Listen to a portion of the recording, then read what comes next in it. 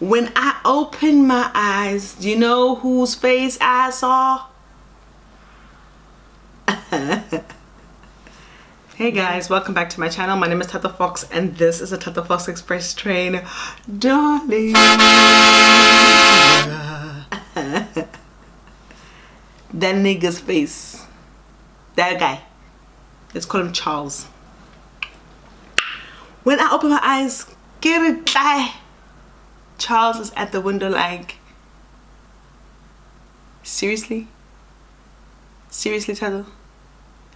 And I look at my friend and she looks at me and we look at each other and I actually just sink into the chair like this.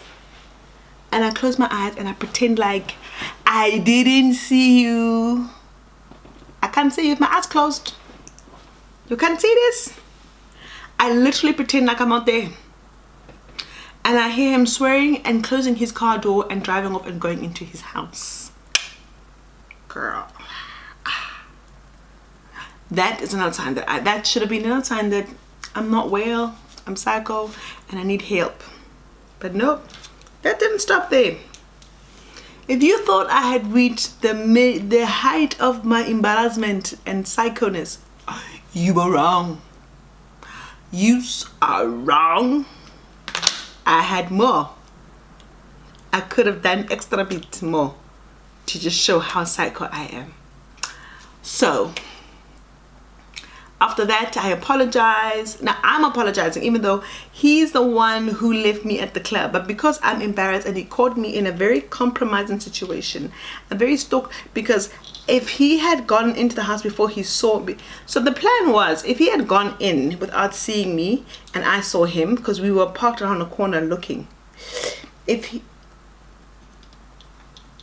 had gone in, I would have then drove up and pressed the buzzer and acted like I just got to his house too. Not that I slept outside his house the whole night. Okay, those are two different levels of embarrassment. And I wasn't prepared for the one where I was caught. I want to curl this one a bit more. I want these curls to sit up here. Anyway. So I apologize. One forgiver. Okay. He's like, you know, I forgive you. I know you're going through a lot. And you're young. And yes, I was working. And I left because I had to leave. There was a bit of an emergency. I'm sorry. I don't know why he didn't call me on my cell phone. If he really was sorry. Anywho. Then things are okay. I mean, I was always the kind of girl who would like overcompensate. I'd go to his house to cook for him and, you know, trying to just be like wifey at the age of like 19. Girl, I should have known better. I regret it. No, I actually don't regret it. I learned some things from that relationship, like that I'm psycho. So there I am, you know, trying to be the best girl. Then what happened? We got out again. Oh no, then me and my friend decided we're actually gonna go out. Without them, not even trying to like, you know, stalk them and stuff. We decided to go to Taboo. Taboo's having like one of their parties. They've opened the top upstairs and we decided we're gonna go to Taboo. When we get to Taboo, a friend of ours was like, yo, your man was here and he was with another girl. Are you guys still together? And I was like, what? He did what? My man. Oh, you don't mean mine. Not the one that I was at his house yesterday cooking him lunch. Not that guy. Not the one who I called a couple times today and didn't answer. You mean that guy? That Charles. You mean him?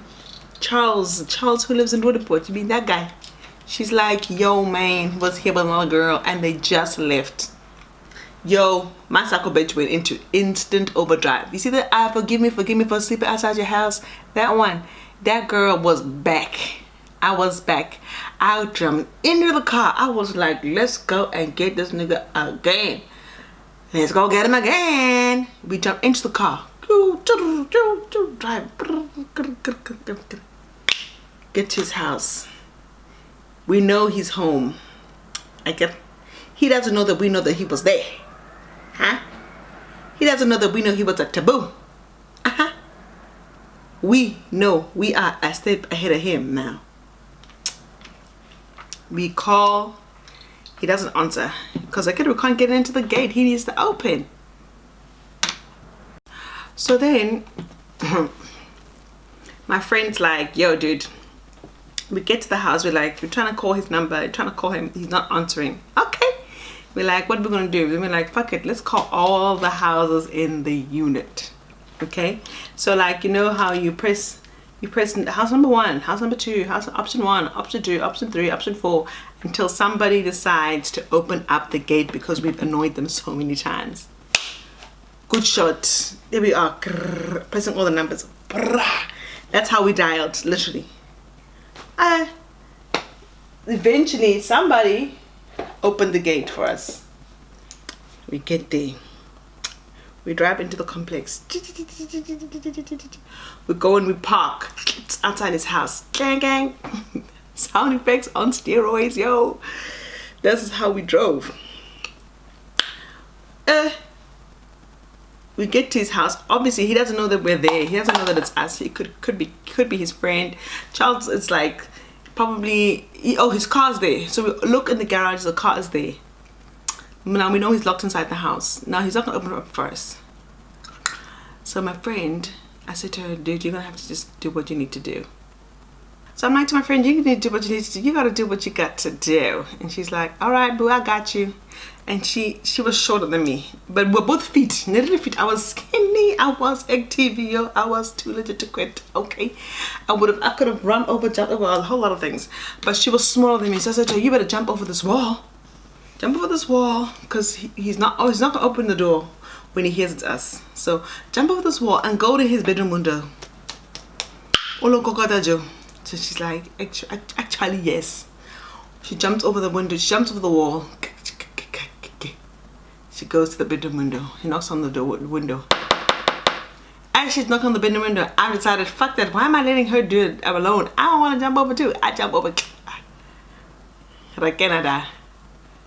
She knocks on the window and he opens a curtain this much. He opens a curtain this much and he goes, I didn't think of her friend name. What do I name her?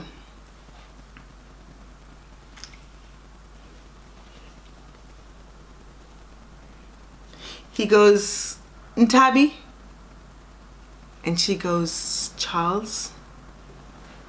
I won't use his finger because the nail broke it. Come outside. Come outside right now. And this nigga goes, oh shit, and closes the curtain. Oh, Gail. This guy goes and opens the door, but he opens the door and closes the door behind him. He opens the door and closes the door behind him.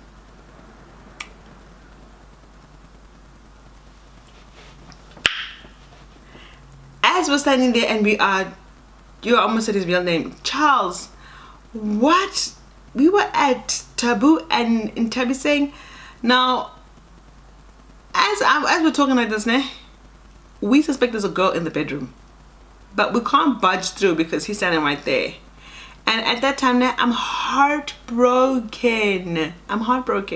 And he's out there, I'm like, Charles, I'm like, why would Smakaleng or Tabby saying, or whatever your name is, whatever fictional name I've given her, says that you were with another chick, what was going on? As we're talking, another car pulls up. And another girl comes out of her car. This one was brave. She came alone. And she is, yeah, Charles. I don't know how she got in. Don't ask me how she got in. Because I know how we got in. This story doesn't sound true, but it's so true, guys. If I could get my friend to validate it, it's true. The sad thing is that girl, okay, let me get to the story. So, as we were fighting by the garage, because we called them to come out. So, around the back, we had to jump over the wall again to go back to the garage door. Around the I'm like a garage door, ubula garage door, kyo watswa. trying to explain himself. We are like, what are you doing? Blah, blah, blah. As we're talking, another car pulls up. Ching, a mini. Out comes this girl. She's Charles. Who are these girls? And why did I hear that you're taboo? And we are, who are you? And yo, we were at each other like this. And this girl was like, this is her man. And I was like, no, this is my man. We've even forgotten about the girl that we suspect is in the house. Okay? And you know what's even more crazy is that this guy denied everything. He was like, I was not with any girl. And he looked me dead in the eyes and was like, baby, I don't know this girl. I'm sorry. Why he did that, I don't know, because he was just fueling the fire of crazy inside of me at that time, because I was in tears. I cried I burst into tears because I was so heartbroken, because now this girl says that she's got a man. He won't let us into the house. He's like, no, I gotta go to work and you guys need to go home, you guys need to relax, like just chill out, guys. We were young. I mean, what do you do when someone's like, I'm not letting you inside the house, go home and sleep, we'll talk about it tomorrow, I'm sorry, I love you. Then the other girl, the side chick number 2, is like stunned because now she's being denied too. The crazy in me was feeling very victorious that I got picked over. I was like, yeah, he picked me over you, even though I'm a fool. So I cried all the way because I knew there was another girl in the house, and I cried all the way home. I cried so much my friend had to drive my car, and then when on our way home she rode over a curb and fucked up my wheel caps. I actually fucked up my whole tire. I had to get my car towed later on that day because it actually wasn't driving properly, because my friend drove into the curve. Now that is a true story. But that wasn't the end of that relationship.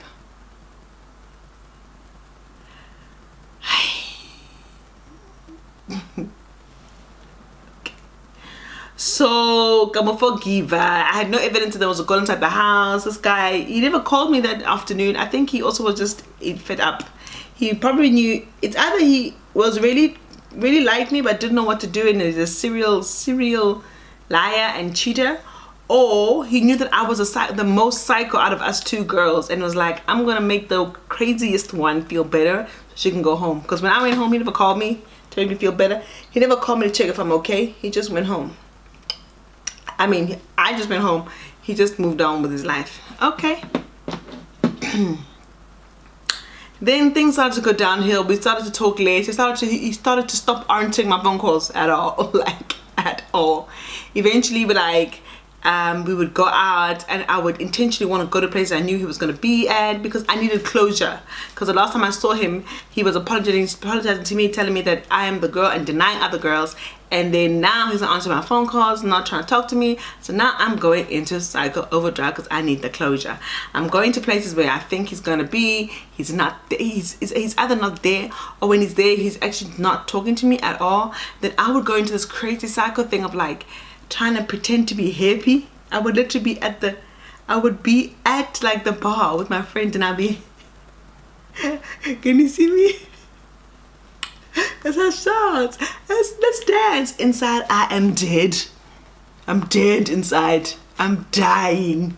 It's this vacant, this person inside, trying to make this guy see that I'm happy. He needs to come back to his happiness. It's me. It's Tata. Come on. Come home to me.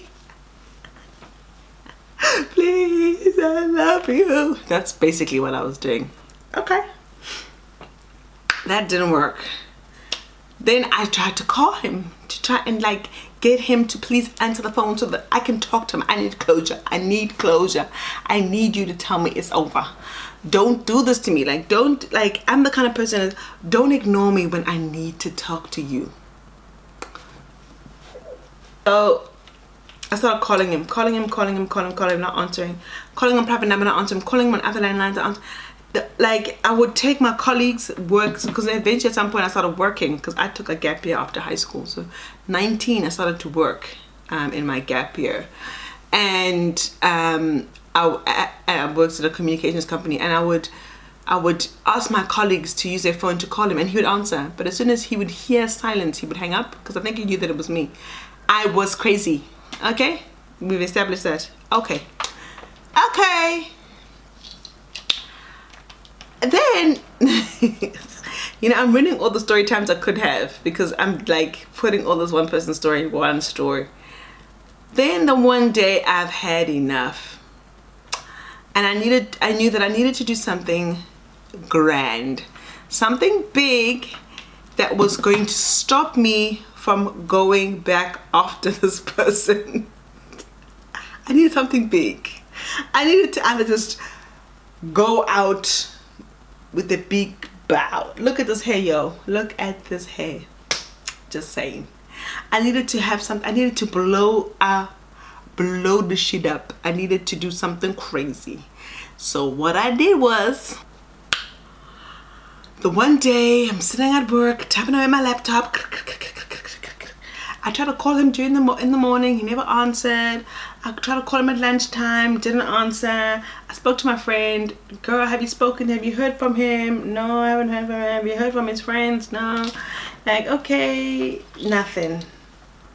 I'm sitting at work listening to the radio, and they say, YFM. And they say, they're talking about cheaters. And they are, girls, if your man's cheated, tell us a story. We want to hear your side. Why do guys cheat? They're having this whole cheaters topic. And as they're talking, I'm getting angrier and angrier. I'm like listening to talking, and they are saying, like, the girls calling her like, yeah, I caught my man cheating like this. And you know the crazy thing is that in the circles, those radio DJs probably knew the guy I was talking about. And they probably knew me, right? Because we were all same age mates. Well, I wasn't their age mates, but they were dating girls around my age, maybe a little bit older. I was probably one of the younger fews. Anyway, I'm listening to them. I'm listening to the radio. Dog. I just called you guys dog. That means that I probably think you guys are my friends. You are my friends. Next thing, something in me clicks, and I go psycho mode.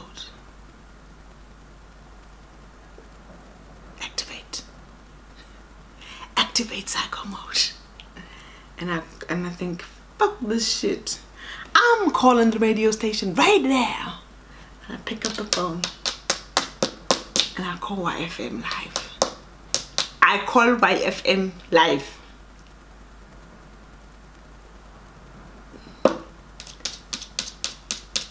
And the first thing you do when you call a radio station, you speak to the producer, who's like, hey, what's your name? What's your story? And you give them a brief of your story. And then they'll be like, okay, they'll either tell you to hold, or they'll tell you they'll call you back. Like, no, hold, you next person to share your story. Okay. Hi, ticket, hi. On next call, we'll call, tell us your story. Hi, guys. No, did I say my name? No, I gave them a fake name. So I said, hi guys, I'm Lerato, and I'm dating this guy called Charles, who works for... See, if I say the name of the company, people are gonna know.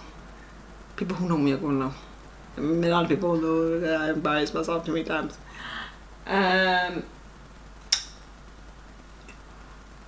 Who works for Durex. So hi, my name is Otto, and I'm dating a guy who works for Durex. I'm dating Charles. Charles, you are a piece of shit. On radio, guys. This is me.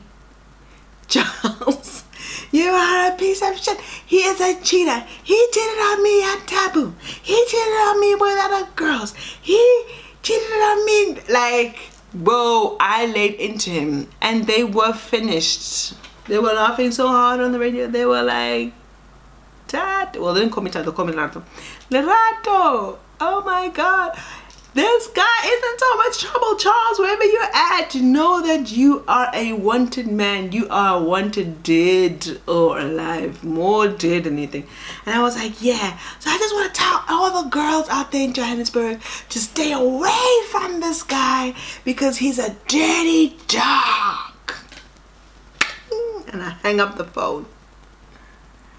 And then I call his best friend.